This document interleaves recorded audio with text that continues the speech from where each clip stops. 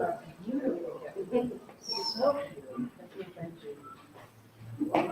I know. I'm going to play in the water with him.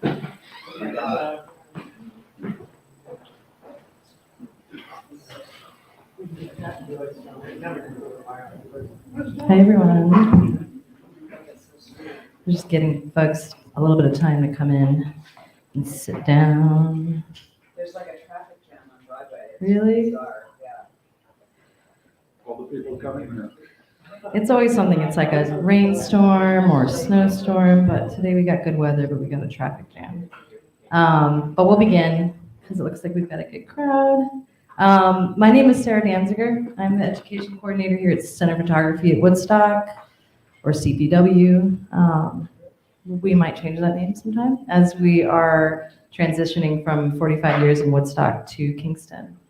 Last year we moved here, and in the next maybe 6 months to a year, we'll probably be in various stages of moved over to our new home, which is on Dedrick Street, which will be 40,000 square feet of everything. Workshops, exhibitions, digital lab, darkroom eventually, a little bit more leg room for our Meet the Artist, which we do every Thursday, where we host different talks with local artists, visiting artists, generally photographers. And this week we're really excited to be joined by Charles Purvis, who I've seen some of you know. And Charles will also be teaching a workshop as part of our summer workshop series starting in June for how to write about your photography. So if you are like all of us who struggle with the weekly requirements for every single different application with a different word count, this will be a really good opportunity to kind of get to know your work a little bit better and how to write about it. So I will tell you a little bit about Charles. Charles Purvis spent 25 years as one of the top studio photographers in New York City, creating groundbreaking imagery for a wide variety of internationally known clients. In addition to commercial assignments, he's created a large body of innovative photographic art inspired by relentless curiosity and desire to uncover the creative potential of the photographic medium. Through the years, Charles has taught and mentored hundreds of people in photography, art, and creative expression. He understands the necessity of personal healing and is passionate in supporting people to realize their full creative potential. Charles lives and works in New York's vibrant Hudson Valley. Can we give a warm welcome to Charles?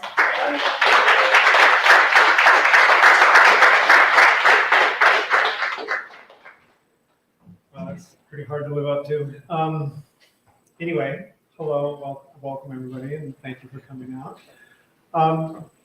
I've titled this talk, Photography, Materiality, and the Fourth Wall. I thank Cameron for that. Because the images I'm going to show incorporate the materiality of film and camera in order to call attention to the objective qualities of both of them.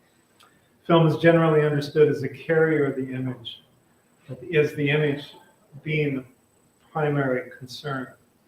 But this work incorporates the performative aspects of the medium, materials, and processes in order to expand opportunities for creativity and for contemplation of what photography is and its relationship to perception. So, a little bit of background. I started photography in late 1970s. I went to this lovely school in Pasadena. And just a couple years after this campus opened, it's the Art Center College of Design. And they had a very rigorous traditional photography program there. And we're required for the first 2 years of this 4-year program to use a 4x5 camera, big view camera, one type of film plus X. And we had to process all our own film, and we had to make our own prints, and everything had to be approved before we could bring it to class. And it really kind of grounded everybody in the materiality of photography. So I remember distinctly one day when I was processing 35 millimeter film, and I looked at the negatives, strip of negatives, and there are these little rectangles of imagery on them. But I was thinking that the whole thing's got to be light sensitive. This whole thing can be worked with. So I started working with film. I started, running the film through the camera more than one time. and developing a way to eliminate the framing so that I would literally end up with the strip of exposed film. And that led me to this, well, it was a student assignment that I did in the late 70s. There's an auditorium in LA called the Olympic Auditorium. And in those days, it would show wrestling and roller derby and boxing. So we went down there one night, and this is my friend having a hot dog talking to a stranger. And you can see how I'm starting to use the whole strip of the film. It's like the objectiveness of the film in itself becomes part of the expression.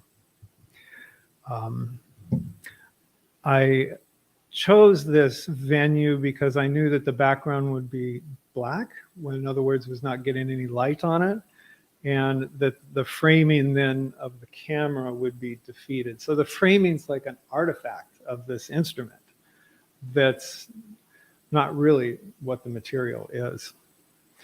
And I would combine these strips in an 8x10 enlarger, and here there's a long view of the ring, the arena, and it's inverted upside down, acts kind of like a light source or a chandelier to this action. And there's, you know, combinations of close-up and mid-range imagery here. And this is not really it's not describing a person or an athlete, or it's not describing a place particularly, or even a particular boxing match. What it's really doing is kind of trying to connect with the gestalt of the moment. You know, it's fast-moving action. It's kind of complex, and there's a lot of layers to it. And even here, you know, you can focus on the feet at the top, or these, you know, overbearing lights on the bottom. Here again, the action. And the conclusion. There's a winner, there's support, and there's acknowledgement in these three frames. And then, you know, round two. The end. Okay, so worked in LA for a little bit, then went to Minneapolis and opened a studio there. It's like the Prince years, you know, that kind of thing. And then got a studio in New York City, or in Tribeca, around 1984. And yeah, New York is really great in the 80s. It was a really interesting time to be there. So these are just kind of three transition images. They're made with a 4x5. Everything from here on out is going to be 4x5 and film. And 4x5 is a particular type of film. It's 4 inches by 5 inches. And you work with a view camera, and you can take one photo at a time. So these are multiple exposures of New York City in the 1980s. And this was Polaroid. So Polaroid had a positive and a negative at 4x5. And the negative, the positive was like a finished picture, but the negative needed to be cared for. But I just was putting them in a bucket of water, and they were bumping against each other, and they were just scratching like crazy. But I really felt like this speaks to living in New York in some way, you know, and just the intensity of living there. So that's Green and Spring Street. And that's me, enthusiastic to be a photographer in New York. So just a quick review of what a view camera is. For those that don't know, it consists of a lens, a bellows, and a film plane in the back where you put the film. And the lens can move about in all different directions. And the back can too. And what's interesting about this, so this is a side view of the movements, and this is a top view of the movements. What's interesting about this is you can control focus in a very particular way with this camera. And what's significant about that is that our eyes, you know, the way we see, we're attracted to the human face. We're attracted to typography. We're attracted to contrast, light and darks, color contrast, and we're also attracted to something that's in focus. And photography, that's important. It's not so important with painting necessarily, I don't think, but photography focus is something that really attracts our eye. So if you can control the focus in this very complete way, you can really influence the way the viewer looks at an image, because their eye is going to travel in a certain way instinctively. And the other thing is the back could do all these movements too. And what the back controls is shape. And so you're able to exaggerate or pull shape. It's really traditionally made for making things parallel. So if you look up at a building with converging lines, you can straighten them using the back. But you can use it for compositional purposes too, in order to accentuate the composition. So this is the camera I've always used, and all the images that you're going to see were made with this camera. So early on, I got interested in multiple exposure. I began to see the 4x5 film as a light-sensitive field of potentiality, really. In other words, it was all light sensitive, and I could add light anywhere I wanted to on that plane of film. So I started with multiple exposure, and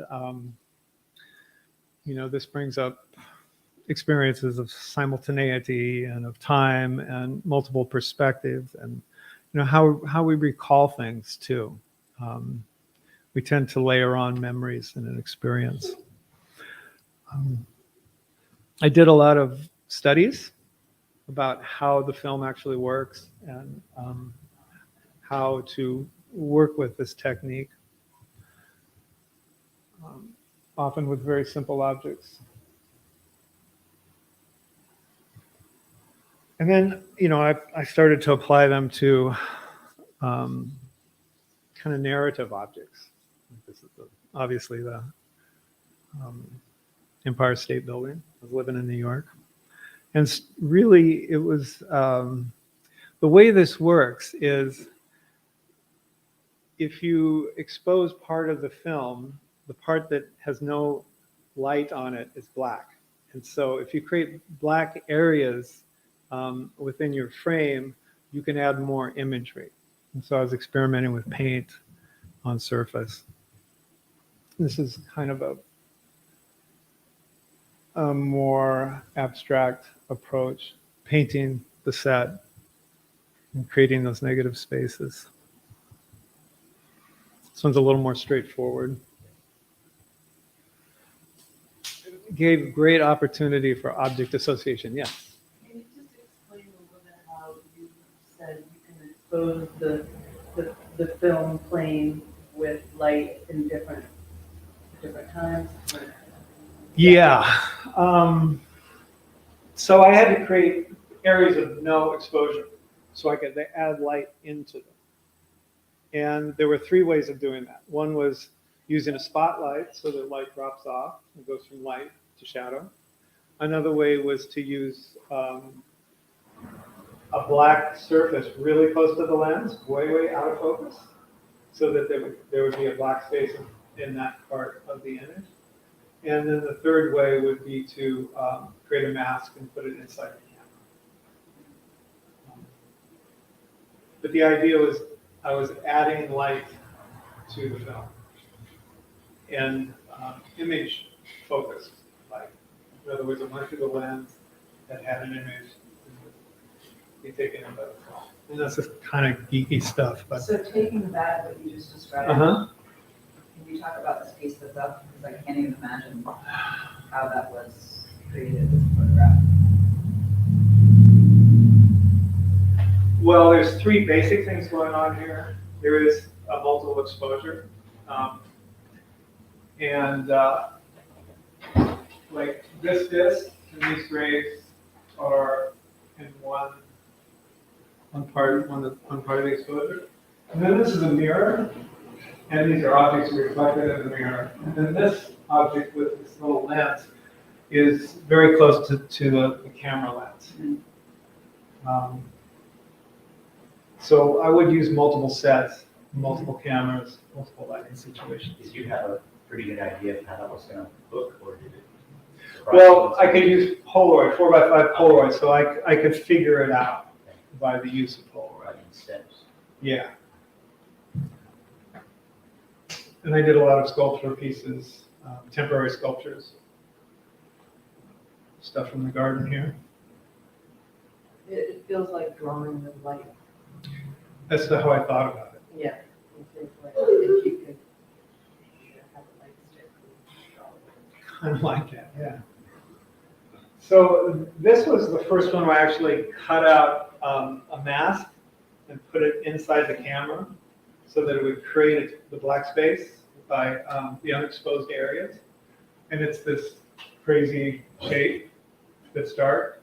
And then I was able to expose imagery into that shape, which is essentially created by tinfoil, that's been etched and stretched. Here is just the color image. You can see that's the whole piece of film right there. Multiple exposure. 2 exposures, yes. One is the traffic cone, and the other is these branches in the fly paper. Pardon me? You think that everybody can see that traffic cone, but no, I didn't see that at all. Oh, right, traffic cone and grapes, yes, Yeah. of course. So,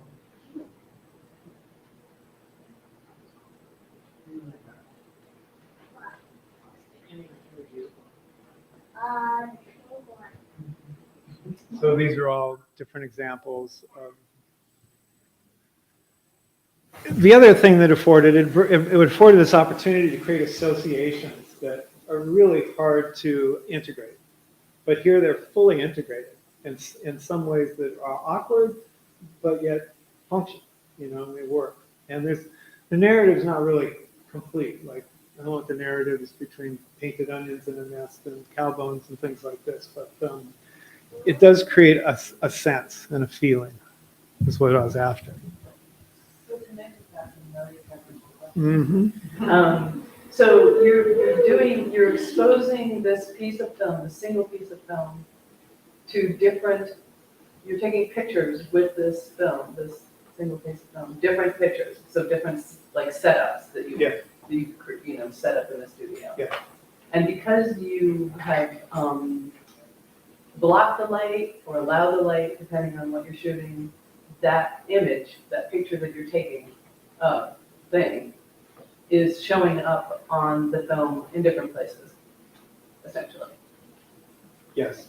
Okay. Sometimes I had 5 sets set up. And so it's set, it'd be a tabletop, a background, objects, and lights, and a camera. Sometimes I move the camera down, but. And so I started applying this to my commercial work. And so this is something I did a lot of work for Bloomingdale's in the 1980s. To do all that full-page New York Times ads and stuff like this. And it was just a great way to present work. I always wanted to create advertising that I wanted to look at, and so it had to be interesting to me in order to really pass the test. So they would send over models, and sometimes often we would do a model and then a product, and kind of how they would blend together on one piece of film. So it's 2 sets going. This is a Lagerfeld campaign, and so this is also a multiple exposure, and one exposure is, of course, the fragrance, and then the other exposure is these simulated kind of stars things, because it's called Sun, Moon, and Stars. And the way I did that was I went to Canal Plastics and got this sticky paper that has like sparkles all over it, and they have all different colors. They're not plastics, fantastic place. And And, I really used the movements on the 4x5 camera, the selective focus right down in here. But this shape was really created by the back, by changing the position of the back, which exaggerated and stretched that image across it. So I would apply these things to my professional work all the time. Yeah, So that's all one negative, or did it's you? one transparency. But I mean, is that how do you say, is it worked on over time, or is it like all, like if when you shot it from that set, you looked at it and it looked like that? Yeah, you kind of had to show In up. one take. You had to show up on a Wednesday morning at 7 o'clock and create stuff, It's like, you're getting paid to do that, that's what you have to do. But that's multiple exposures. It's multiple exposures, but it's on one. 2 images on one piece of film, Right. and it's a color transparency, which was a standard in the industry using a 4x5 camera. So you had to be spot on. Yeah, it's just amazing, because in this day and age, people think Photoshop, but you were doing it before that was the tool. It's interesting, somebody brought that up recently, that this is prescient to like digital manipulation, digital work. But it was me just being very curious about what is this in photography, and how does it work, and what's possible. Here are a couple other jobs back in the day. I think this was the last image I did in New York. The day before, the day we moved. Things were literally being going out the door, and I was shooting this job. So you were shooting, they were photographs from. Transparencies, like slide film, yeah. These are. So here's one where it's probably like 4 images. And this was for a client, and just able to, like I said, just take this field of light sensitive material and add imagery at will. So there's the columns and the chair, the nude, and the grapes. And I would expose, let's say, the chair first, then expose the nude, and then expose columns, and then expose the grapes. So it was like I would be adding to this film as I went. This is different. So this is kind of an inside joke for me. Hilton was making chicken for dinner that night, and I was sitting there and I was looking at it. I just thought, well, that's interesting stuff. And so I had an 8x10 camera. I took the back off of the 8x10 camera, so I have the bellows and the lens now. And I created this wire construction and then stretched this chicken skin on it, and then went around to the front of the camera and got an coat iron, and I lit that and focused the image on the chicken skin. So it was like a little play on film, a little play on I had this idea of like the screen of our awareness, how we receive images, and how we perceive the world, and kind of lands on this inner screen. And so I was, thinking about how our perception is not clear. They say, like, we don't perceive the world as it is, we perceive the world as we are. And that it's sensitive, it's surface, there's wounds, there's all kinds of ways that interpret our perceptions of things. And at the same time, it was a statement about how photography works, like the physicality of the camera and the film and things. So that was inside the camera bellows, and so I started placing things in the camera bellows. So these next 3 images, the camera's pointing to the ceiling. I put a piece of glass, maybe a 1/4 inch or less above the film plane. and the light goes through the lens, hits the objects, and often with glass, the light explodes. This is an ashtray with cigarette butts and matches and things like that. It was laying around. So this is now inside the camera. Yes, These this is. things are inside the. Yes, yes, it's light passing through the lens, hitting these objects, and exposing the film.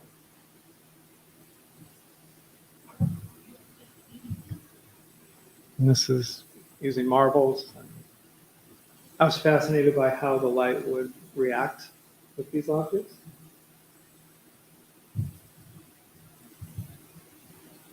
And just common things, grapes, straws, window screen, paper, making compositions. And this was a little assembly of cocktail glass and stirrer and ashtray and things like that. And I wrote what cocktails on it. Then I started combining this with sets. So I'd create a set, and then I would put objects in the camera, which are they come out as black because they're blocking light. And I was just working with integrating the inner imagery with the outer imagery. Again, thinking about how we filter perception. It always runs through some kind of filter that we have. And then also how they work together, so that we don't even notice, that they're in two different places. And these are 8x10 Polaroids. So they're not film, they exist as Polaroids. So you only have one. Well, I did a couple copies, yeah. A short edition. And these, the 20 by 24 Polaroid. So they have a studio in New York City, and you could go there and work with this fabulously huge camera. And each Polaroid is 20 inches by 24. We did horizontal, 24 by 20. And it's great because you can put a lot more stuff in the camera. So I did a whole series of these.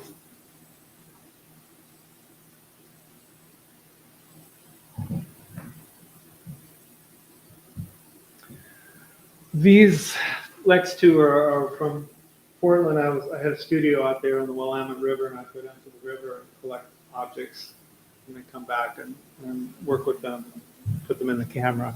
This series here. So all these are kind of examples. These images are just examples. There's always a lot of other images in these series, but I'm just showing examples from them. So these are Polaroids. Now, this is black and white film now. Okay. So these were Polaroids. But the large Polaroids are then on like a Polaroid type film. Yeah. Not on a paper, on a Polaroid paper. Yeah. They have them in these rolls, and they're just like going down like a curtain, Lights them on. But it's not art paper. No, it was Polaroid land film. So switch gears again. I think I'm going to talk about film now.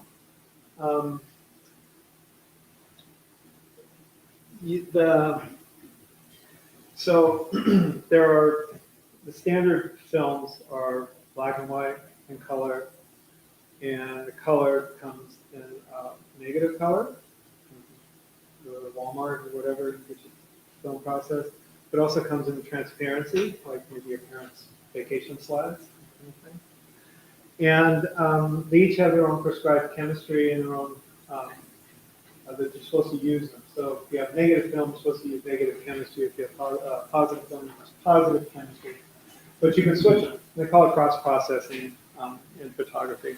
And what I like about doing the cross-processing and processing films in chemistry that's not designed for is they create a very unique color palette that I really enjoy. So this is like a standard color negative.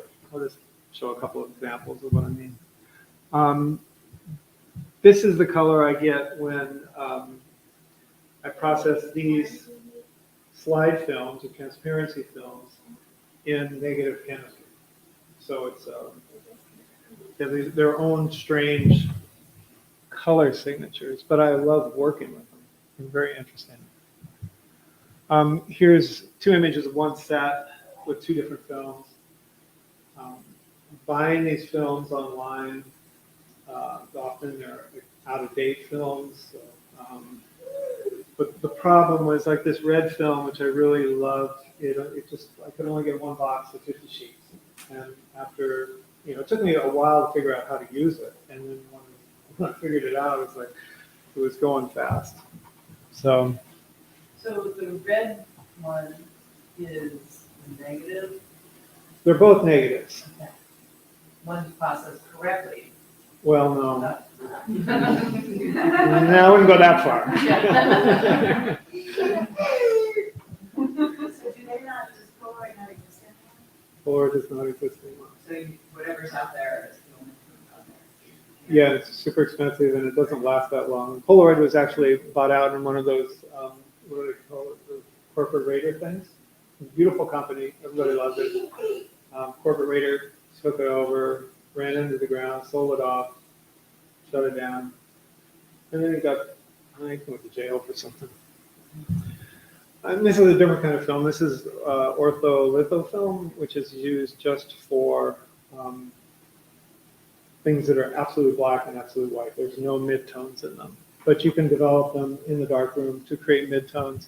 And I just find it's a really interesting film to work with. It creates a really beautiful kind of tonal palette, deep, deep blacks.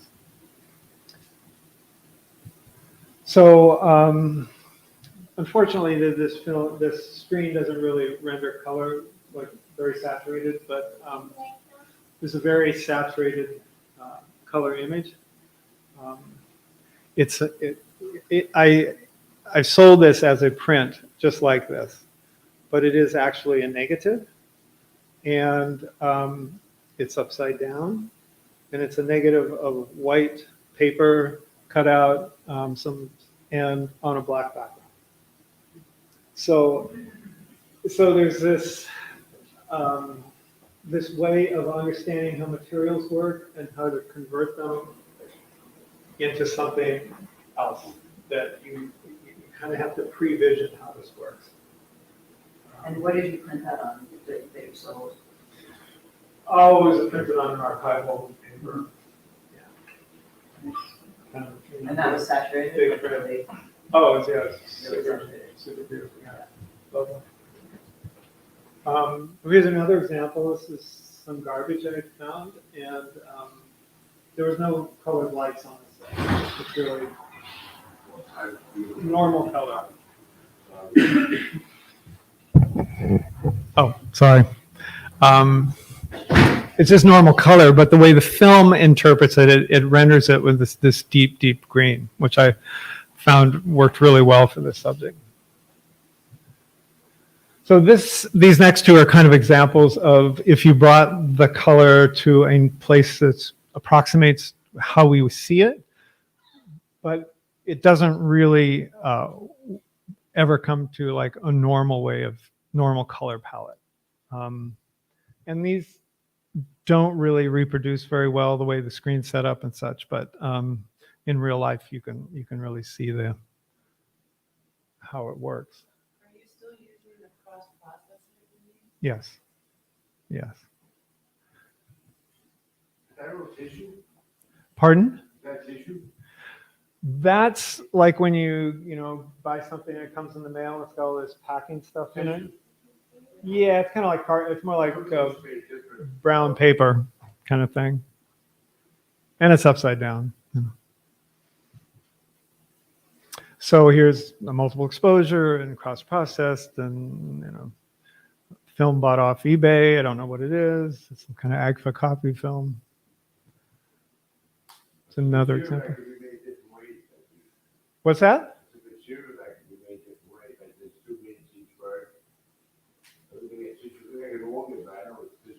Yeah.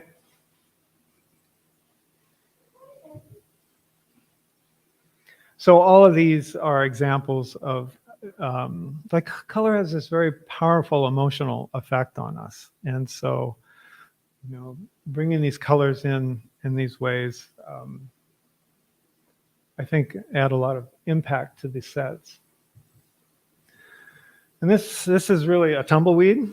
It's a black and white image, but I had them process it in, I think it was a color image I had them process in black and white, or a black and white image I had them process in color. I'd sent the film down to LA in this icon lab, and they would just do whatever I wanted. But it created this wonderful, warm, cool effect. A lot of this imagery is really about, it's just about the feeling of the object. It's not necessarily describing it, but it's just my impression and feeling of it. Yes, Ed?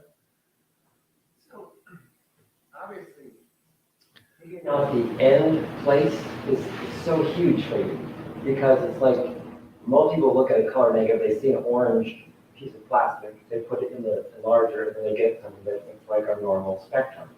You look at the orange plastic and say, no, that's the end. You see what I'm saying? And when you send this work to LA, do you put it in some sort of enlarger, or how does it, where does it go from what you get from LA to the part that you put on the wall that you show? Oh, I just digitize it. So at that point, are you adjusting the color? Oh, yeah. See, that's an important part for us to understand. Yeah. It's not like you're just throwing it to this LA lab and saying, oh, that's great, well done. You then take it another step in the processing or the finishing part of it. Right. And that's, I mean, incredibly your control. You can make it.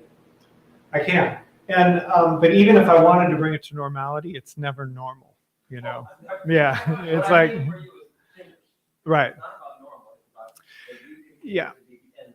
And so unless I work one film over and over and over again, I cannot tell what it's going to look like. So when I sent this film off to the lab, I could not predict how it'd come back. But I understand film, and I understand the general parameters, so I could bring it into, I knew I'd be in a workable area, right? But it wasn't really, but I don't go in and like do a lot of crazy weird stuff with it yet. I'll show you that stuff coming up. But at this point, it's more just like, how can I interpret this film, and still kind of maintain the integrity of it. When did you, I was perceiving the ultimate analog, the ultimate final, Yeah. final record. At what point did you start that? When did you start?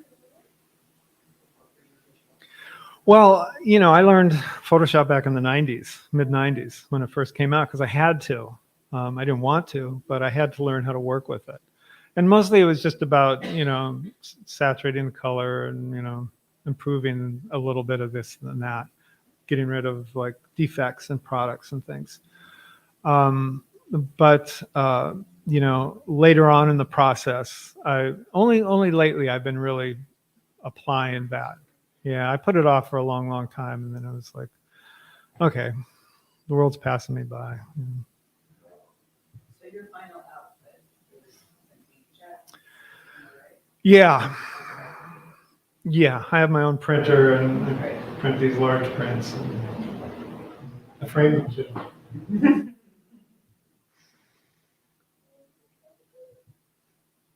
So this is really colored, just paper, cut up and arranged on a set and then photographed. But I knew that like with these steps that I'm using with the film, that it's always going to take it to a new place. And it's not going to be just paper on a set.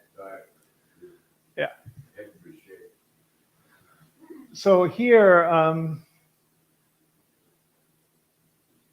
those are 3 8x10 prints. So I did a set, photographed that set different ways, digitally, made digital prints, then put them in, created a whole structure, put the prints in there, and photographed it with film. So the picture is in the picture. Physically. Right. So Yes. you took a picture, you made copies of the picture, you set them up in a different set, and then you took a picture. Right. There's a series of images like that. Here's another example. So these are physical sets lit.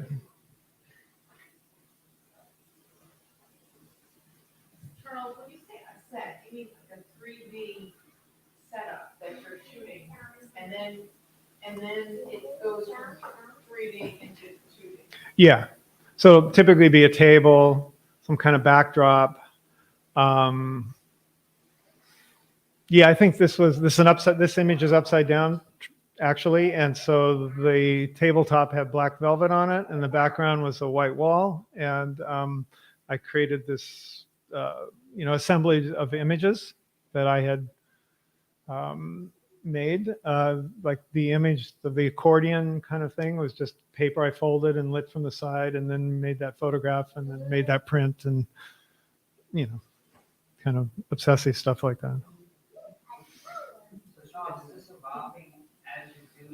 You have a concept in mind at the beginning, or it's informing you as you go along? Yeah, it evolves.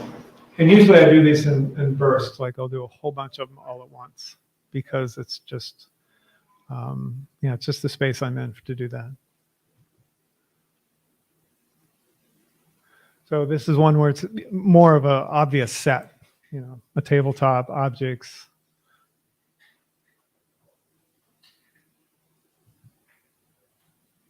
And this is technically a negative.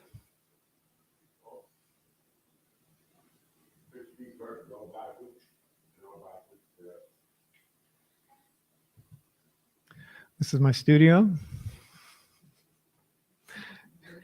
Yes. So again, is this working with this film, this red film?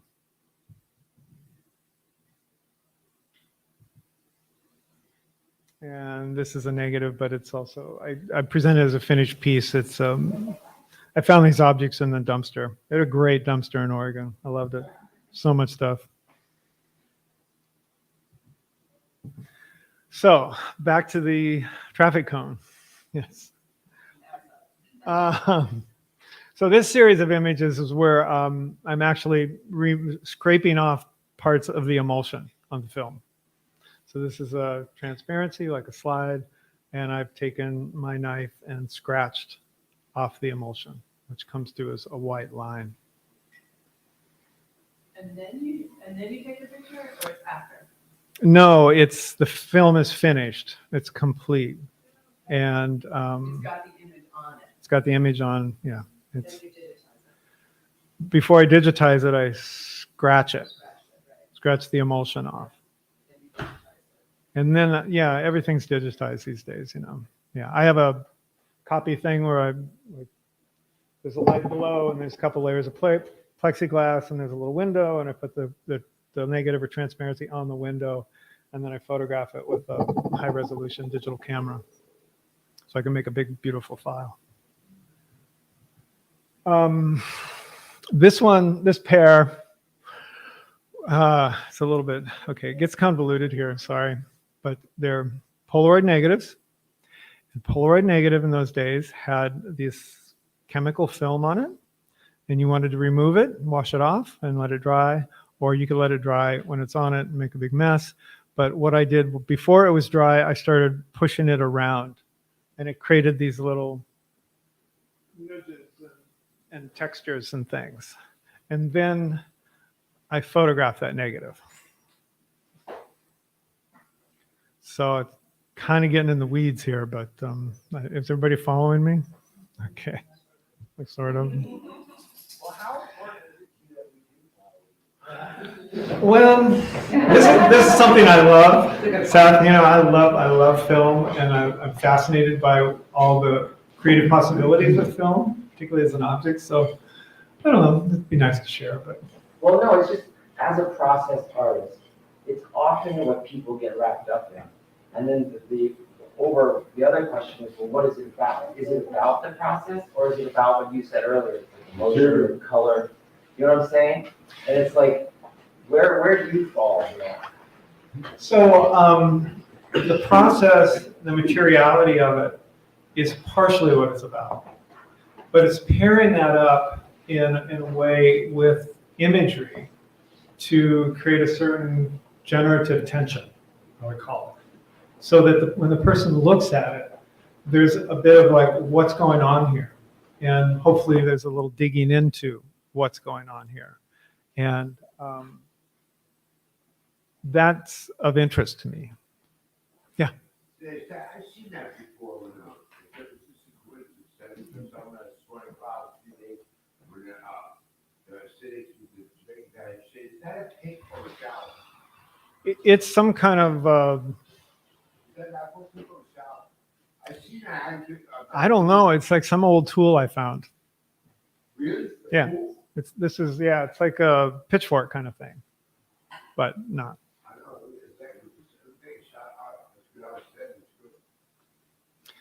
Yeah, so what is it about?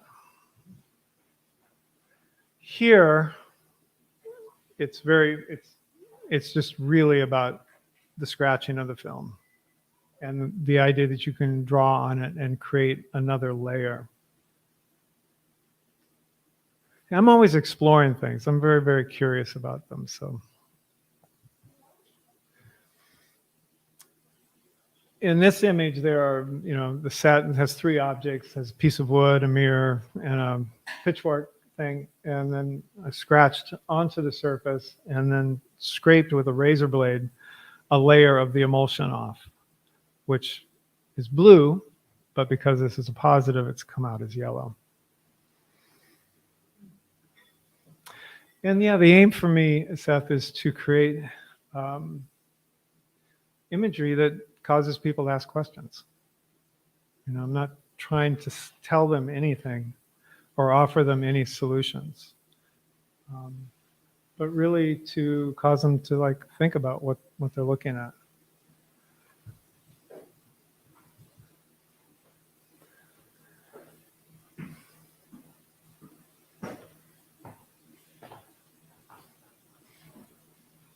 So then I've started to add ink to the image, drops of ink.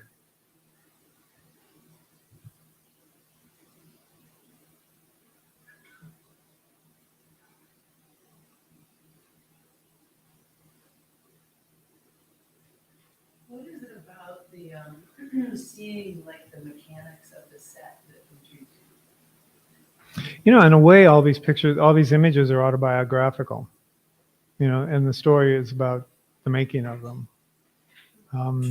So yeah, I'm including parts of the set. It's kind of pulling back the curtain a little bit, so it's not so abstract, but there's an anchor of something real in it.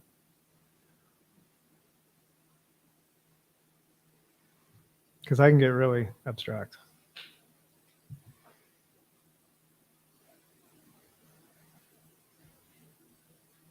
Have you always been abstract? No, no. Just my old age. Can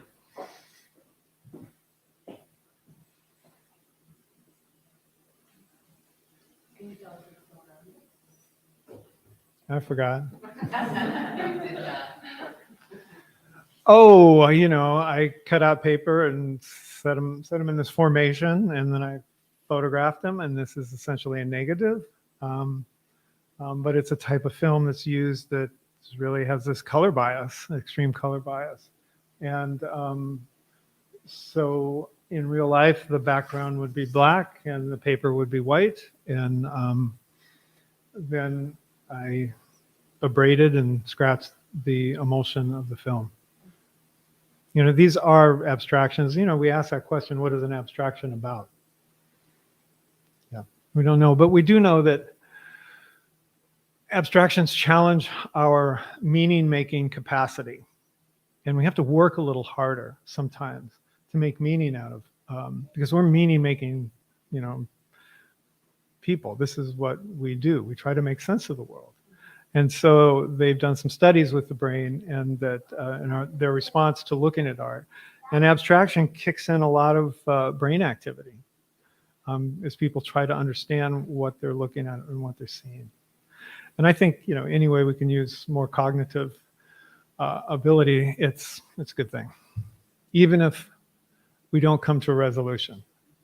In fact, I am attracted to the idea of things aren't resolved.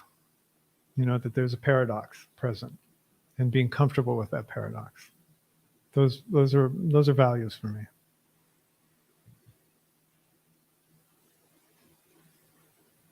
So now I'm just actually putting paint and ink and things right on the film. So what created that curiosity where you challenged the sacredness of the film this way? I appreciate the sacredness aspect. Yeah, I think it goes back to having to develop my own film as a student, having to handle these materials, that they weren't just the image carrier anymore. They weren't just the carrier of the image. They were a physical thing that had physical properties. And I was curious in how to extrapolate those physical properties into image making. It's a very kind of interior life, you know, and it's like very much circles around unto itself. You could even say it goes back to the original things with you realizing on a 35 millimeter negative, right? Yeah, absolutely. The boxes that we see are just arbitrary. Those Absolutely. Surfaces available Right. for you to play with. Right off the bat, I was really attracted to Man Ray as a photographer, and you know, he did this. He the Return to Reason. It's this film where he's just sprinkles salt and pins and stuff on this long piece of film and exposes it, and then runs it as cinema. And his solarizations, which was really, we have to credit Lee Miller for coming up with those. His partner at the time, she's the one who discovered solarization, but he kind of took ownership for it. And the rail graphs, or putting objects on the paper and then exposing them, you know, all really breakout ways of working with the material. Of course, he was a Dadaist, so, you know, it was like there were no boundaries. But I also feel like we haven't really explored all these aspects of the material, you know, David, just like, want to see what they do.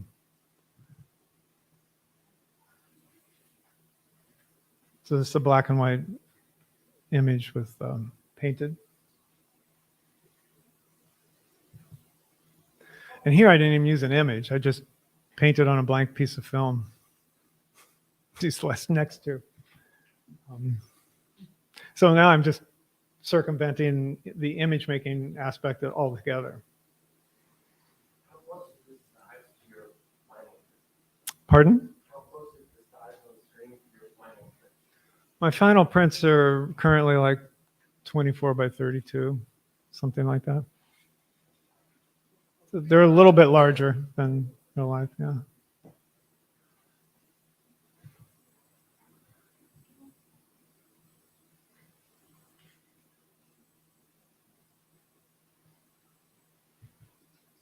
And here's a negative, and you can kind of see the imagery of the tree roots and the spiral overlaid with its chemicals.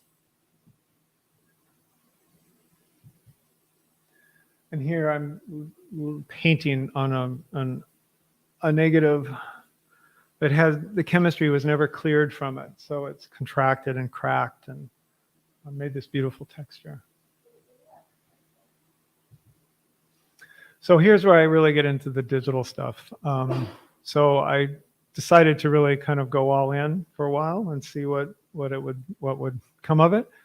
And so you're starting with 4x5 film, but when I digitize it, and then I'm essentially sampling it, cutting out little pieces of it digitally and moving them around and changing their values and changing whether they're positive or negative, etc.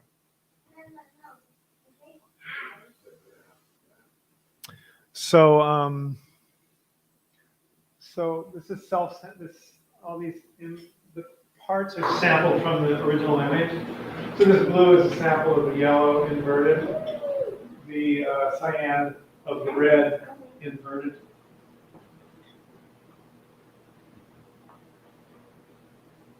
So basically, it's like a digital collage. You're cutting them out. It is a digital collage or a digital assemblage.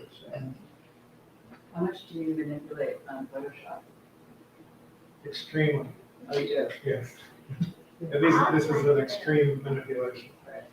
color and everything. Yeah, I thought, well, if I'm gonna do this, let's go all the way. So how is this, do you see this associated with photography? Well, it starts with an image, starts with a piece of film. Okay.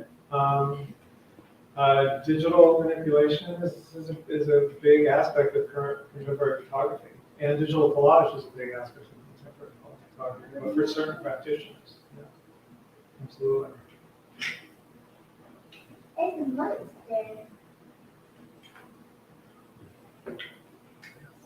So the thing is, all the imagery within this image is from itself. You took it, again, you set up a set, took a Mhm. picture, Process film, Yep. digitize the film, and then work on it twice. right? So in Photoshop is when you cut it up, essentially. Yes. Right, and play with the colors and Yes. everything.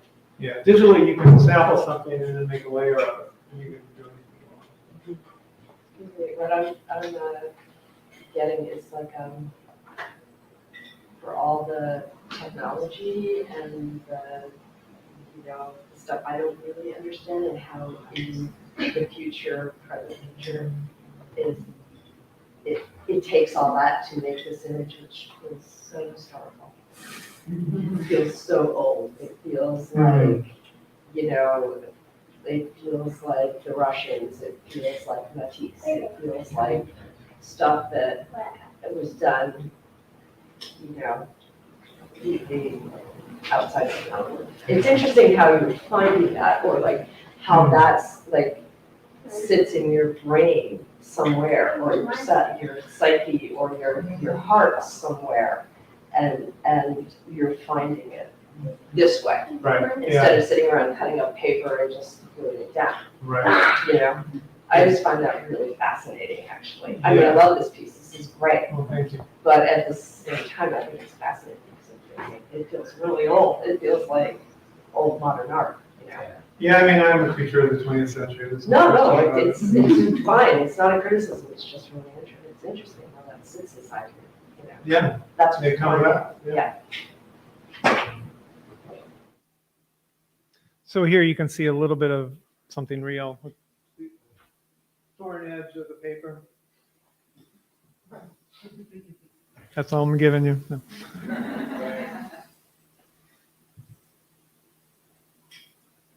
So what's interesting is this image was derived from the same film as this. Could you see that little black hook there? It shows up 3 times in this image.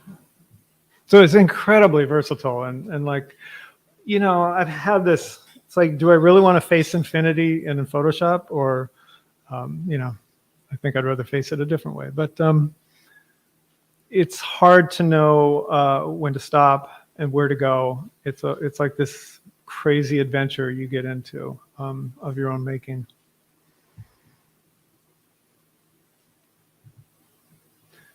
So I put these 2 in because they're 2 iterations of the same image.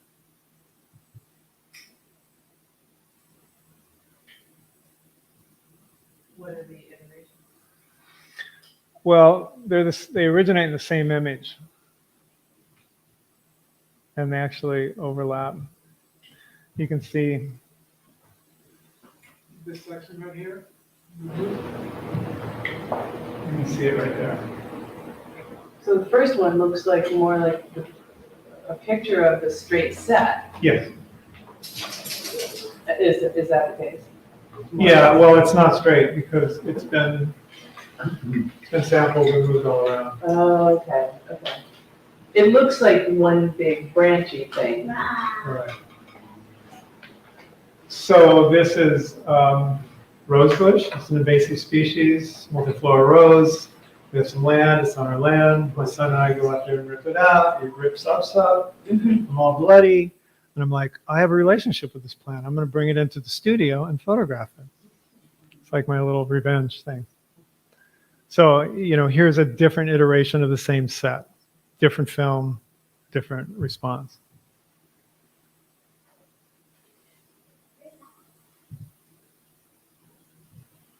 A couple of black and white images here. Again,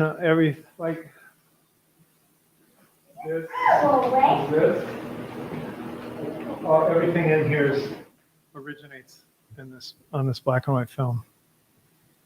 It originates as a real object, a real set, and then. Yes. Yeah. And I like to show something about the set. Otherwise, it gets a little. I like bringing in some touchstone. Like you can see the edge of the table and this kind of stuff. And the space behind the plane. Right. Actually, there's a Polaroid at the bottom in the corner down here. You know, I think it's important, at least for me, who's not a photographer, to understand that these pictures they originate in real stuff. Yes. Because they're so far out that I think sometimes people lose track of like, where's the real part of it? And, you know, what's the completely made up part of it? Yeah, and I'm okay with that. I'm not trying to satisfy like reality. Yeah. I'm trying to augment reality. Sometimes to an extreme.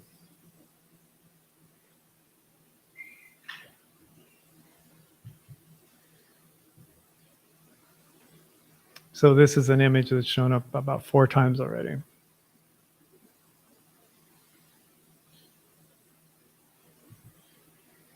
So here's a pair of images. Yes, sir. 5 minutes. Okay. More packing material. More prints.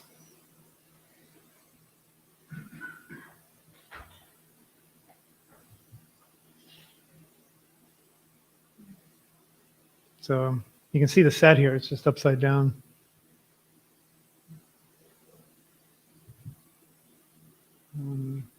This is the same thing as that earlier pink picture. So it was a gigantic vine. This is bittersweet. Favorite invasive.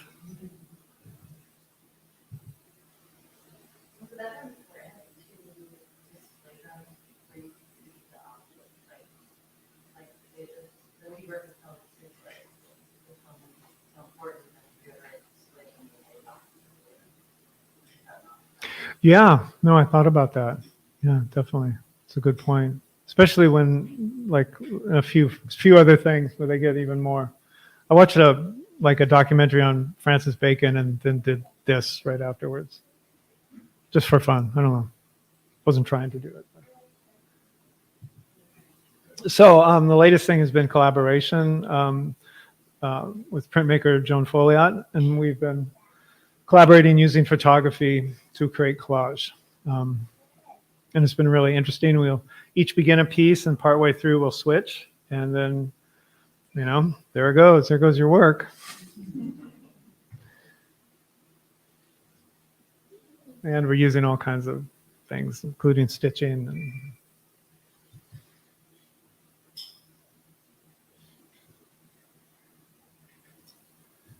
And then the latest work is kind of a little geeky again. We're taking old 4x5 Polaroid negatives and we are collaging on them and painting on them, and then we're digitizing them, and then we're making big prints, and then we're collaging on those, painting on those. So these iterations keep unfolding.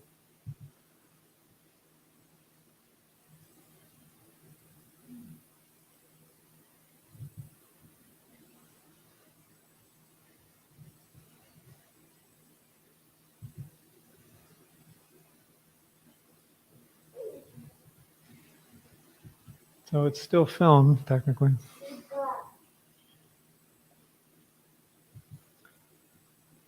This is the last one. And then I'll leave you with an earlier image. Yes, back in New York. I put it in my portfolio, but I made it for my own amusement. Yes, sir. Like that the materials were like, it was kind of more like algae. Was that tissue or was that with Oh, I don't know what it was, I see there was added to a type of cross, the each side was circle up and it was up and down. Is that what was that right? The thing Paul played. yeah, anyway. Okay, do you guys have any other questions? Yes, sir. I know you really well and seen your work over the years. I think you must be the most prolific artist I know. Wow, do you have any idea how many images you made in your life? Thousands and thousands, and I have a whole body of work done with a twin lens reflex, black and white, 120 people stuff, just like thousands of images and handmade books, prints, like darkroom prints, where the creative process continues. I don't know, it kind of goes on and on. Huge Polaroid collection, 8x10, 20x24, 4x5, 120. Yeah. It's all in my studio. Yeah. But it's like I can't find it all because it's in boxes. And I would think like I was trying to figure out like how many hours I put in the early days. And I think probably about like 12 years, I was shooting 7 days a week, just for fun, if not anything else. We were constantly producing stuff. And I don't know, it must have been 20,000 hours of just work and study. There's a correlation with music making. Yeah, can't stop. I have a question about when you were doing the commercial work and you were exploring these things. My assumption is that you were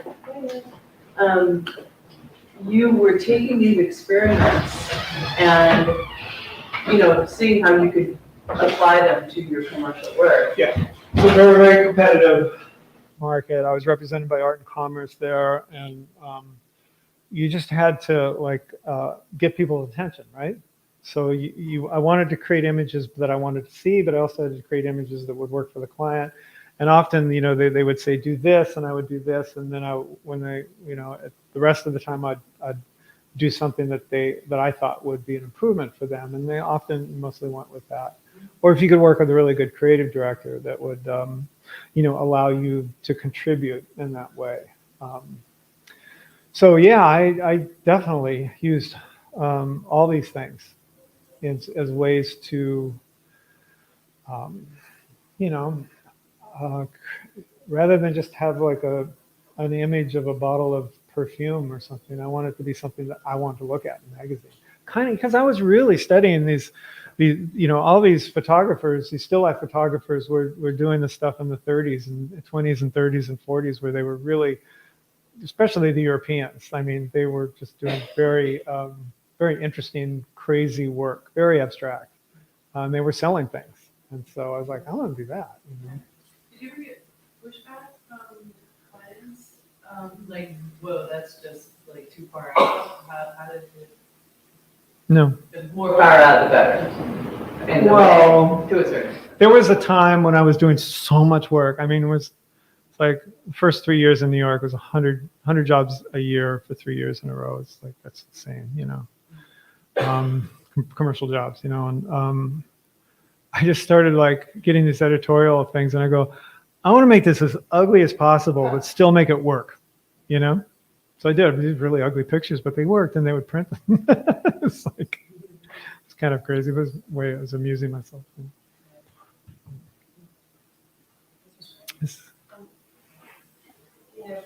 Previously, not too long, earlier in the 80s, they were throwing stuff out for photographers on white plexi, black plexi, white nickel lens. Right. It was really just basic, kind of not really exciting.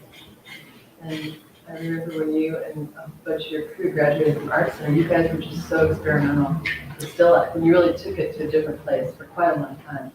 Yeah, the standard at the time when I got to New York was black plexi with a perfect tomato on it lit by a softbox. It's like, oh, come on. So, you have to distinguish yourself. So we were into, this mid-century European photography, et cetera. And there's a lot of really interesting photographers coming up. And my friends were working with, great European photographers and things like that as assistants. And so, yeah, we were all we would get together every other Thursday for a couple of years on end, and we would just bring work and talk about it. And, it was hugely fruitful time, but thanks Hilton, because, well, Hilton was there the whole time. Maybe disappeared. Who stole it? Where did you go? Yeah, but, it was a really creative time to be there, and so it was a lot of fun. Thank you. Thank you. Okay, thank you very much.